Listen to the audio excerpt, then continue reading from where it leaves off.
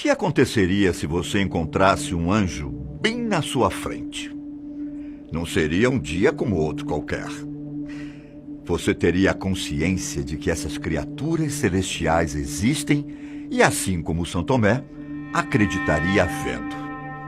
A barreira entre religião e ciência se quebraria num piscar de olhos. O rumo da história não seria o mesmo. Vamos explorar a possibilidade aqui, bem rapidinho. Você tem ideia do que veria? Quero dizer, os detalhes do rosto e do corpo dos anjos. Esculturas, filmes e livros costumam descrever os anjos como seres alados. Eles são representados com roupão, auréola e harpa, ou apenas com as asas mesmo. Na maioria dos casos, os anjos aparecem brilhantes, com a missão de entregar uma mensagem aos humanos. Até porque uma das funções dos anjos é essa mesmo, a de servirem como ponte entre o mundo celestial e o planeta Terra. Não está longe do que realmente são, de acordo com a Bíblia. Bom, mas o que a Bíblia tem a dizer sobre a imagem dos anjos e outros seres celestiais? A forma como representamos eles está de acordo com o livro de Gênesis e Ezequiel? Ou a inspiração não é mais do que uma inspiração? Primeiro que os anjos não têm asas, ou seja, não tem a ver com a forma que são representados por aí.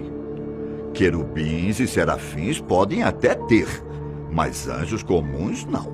Acho que por essa você não esperava, não é? Calma que tem muito mais de onde saiu essa informação. Ah, e outra coisa. Talvez você já tenha se encontrado com um anjo. Só não tenha prestado atenção na sua presença. Afinal, os anjos são seres espirituais. E se for verdade? Eu sou Ivan Lima e vou te contar qual a verdadeira aparência dos anjos e seres celestiais de acordo com a Bíblia. Com ou sem asas? Cabeça de touro, águia, leão, corpo cheio de olhos, pernas e braços brilhantes. Confira todos os detalhes até o final do vídeo. Uma coisa que precisa ficar clara: os grandes guerreiros divinos não são seres humanos. É possível que você tenha escutado por aí que viramos anjos quando passamos para o plano celestial, certo? Bom, de acordo com a Bíblia, os anjos são seres criados. Não tem nada a ver com seres humanos. Eles são tão diferentes quanto somos dos animais irracionais.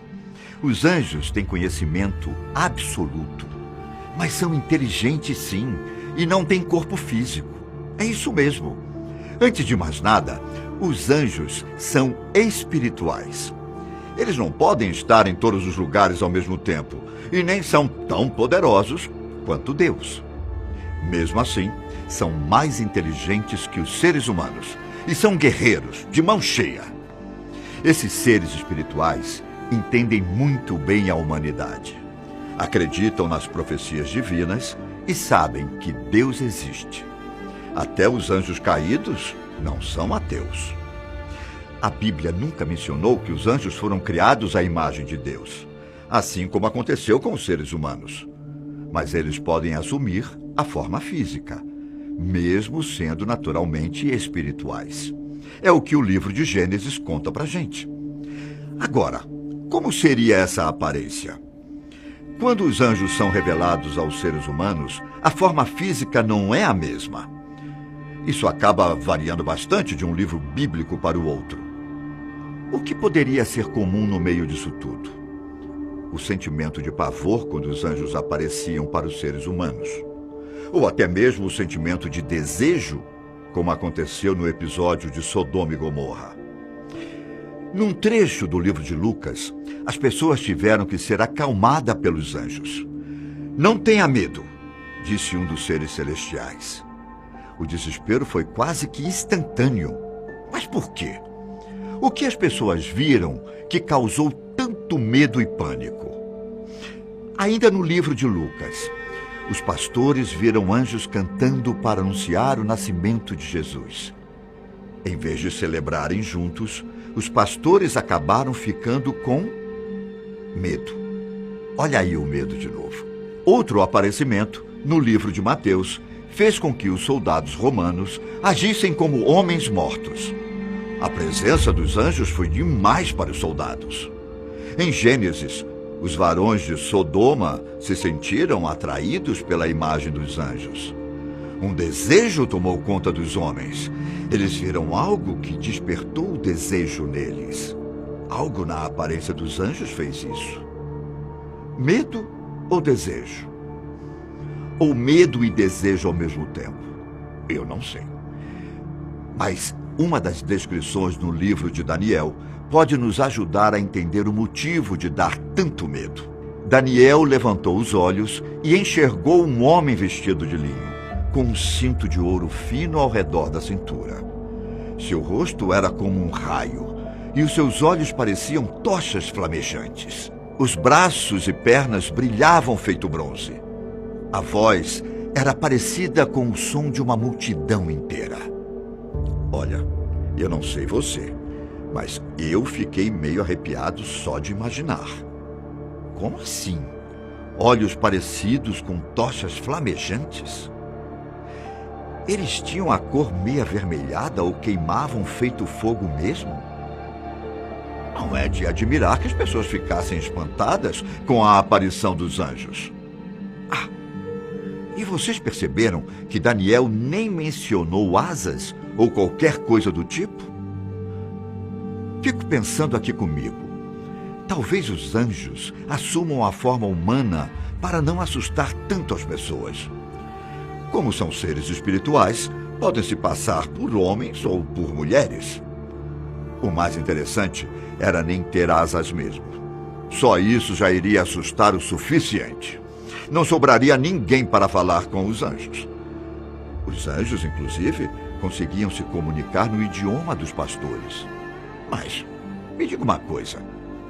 Como não se assustar ao ver um homem com o rosto parecido com um raio ou com os olhos pegando fogo? Sabe o José, marido de Maria e pai de Jesus? Pois então, ele sonhou 3 vezes com a imagem de um anjo do Senhor. Durante o sonho, a criatura angelical passou informações importantes sobre Jesus e Maria. Sem nem pensar 2 vezes, José considerou o visitante como um anjo. Só de olhar ou sentir a presença, ele soube que a entidade no seu sonho era um anjo do Senhor. No entanto, o homem não explicou mais detalhes sobre a aparência dos anjos. Uma pena, né? O que sabemos é que os anjos comuns apareciam na forma humana e não tinham asas. Além disso, eles também são descritos como sendo parecidos com os ventos e com fogo. O que isso quer dizer? Talvez eles sejam parecidos com os ventos e com o fogo por causa da presença forte de seus espíritos. Fogo é implacável, né? Forte, quente, poderoso. A ventania também. Dá medo e impressiona. Mas o que acha? Eles podem ser literalmente como os ventos e como o fogo? Se bem que a descrição do Daniel bate com essa ideia, né? Ele diz que os anjos tinham os olhos como tochas flamejantes. E você acha que acabou aqui? Nada disso.